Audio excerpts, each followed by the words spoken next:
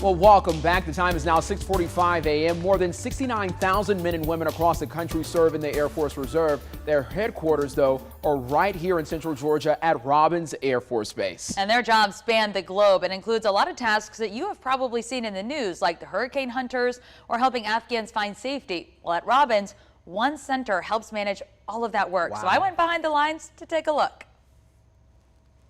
5 missions flying around the world at any one time. And all of them are tracked from the Force Generation Center at Robins Air Force Base. And if anything goes wrong with those missions, the crew or the pilot will call in and we'll basically turn what we call our 3,000-mile screwdriver and fix the problem. Lieutenant Colonel Thomas Albrecht says some problems require a little more heavy lifting. That's the job of the Crisis Action Team. A hurricane might be a crisis that we manage. Right now we've got COVID going on.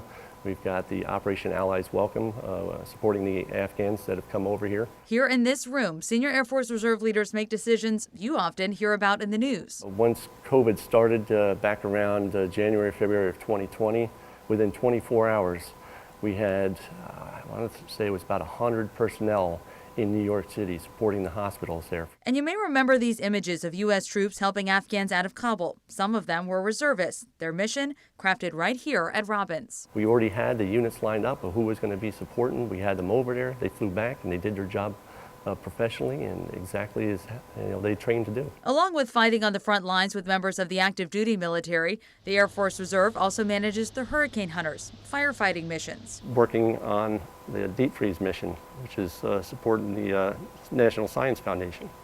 So they fly teams of scientists down to the South Pole and back to New Zealand. And with missions spanning every inch of the globe, Albrecht says the Force Generation Center allows senior reserve leaders to manage all of it in one spot. This room has been used a lot this year, I'll tell you that. Albrecht says tracking all of those missions every single day helps the reserve prove just how valuable its missions are, which in turn, of course, helps secure funding from Congress during budget talks. And they were very happy to hand me one of these mementos as I was leaving. I was so excited. The work that they do there is so incredible, and to think it's right in our back door at Robins Air Force Base. It's amazing. When you were working on this story before, I was telling you, I think it's so cool to see how all this stuff is literally going on in little old Central Georgia, out there in the international city. I mean, it's absolutely mind-boggling in my opinion. Some great work that they do, and we're very thankful for the men and women who work there at that Force Generation Center. Very thankful for them. And you can hear more about the Force Generation Center and some of the other missions of the Reserve in this story. Just look for it on our website. It's at 13wmaz.com. We'll have it posted for you a little bit later on this morning.